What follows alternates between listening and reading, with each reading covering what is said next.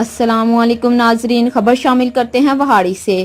پنجاب کے دیگر اضلاع کی طرح وہاڑی کے ٹرانسپوریٹروں نے بھی گاڑیاں سڑکوں پر لانے سے انکار کرتے ہوئے حکومتی SOPs کو مسترد کر دیا ہے، جس کی وجہ سے جنرل بس اسٹینڈ وہاڑی میں ویرانے چھائے ہوئے ہیں اور کوئی گہما گہمی نہ ہے۔ جنرل بس اسٹینڈ میں ٹرانسپوریٹرز کے نمائندے سید حیدر شاہ نے بتایا ہے کہ حکومتی SOP ظالمانہ ہے، نقصان میں گاڑیاں نہیں چلا سکتے۔ السلام علیکم ناظرین، خبر شامل کرتے ہیں وہاڑی سے۔ ڈسٹرکٹ پولیس آفیسر وہاڑی احسان اللہ چوہان کی ہدایات پر وہاڑی پولیس نے جرائم پیشہ عناصر کے خلاف کریک ڈاؤن کیا۔ کریک ڈاؤن کے دوران 14 منشیات فروش، 27 جواری، 6 اسلحہ ناجائز رکھنے والے اور 7 مجرمان اشتہاریوں کو گرفتار کر کے ان کے قبضہ سے 8 کلو گرام چرس، 411 لیٹر شراب، 120 گرام ہیروئن اور اسلحہ ناجائز برآمد کیا، جبکہ جوئے میں لگی باری رقم بھی برآمد کی۔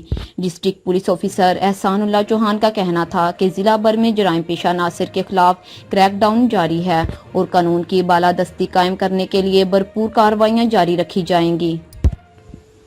السلام علیکم ناظرین، خبر شامل کرتے ہیں وہاڑی سے۔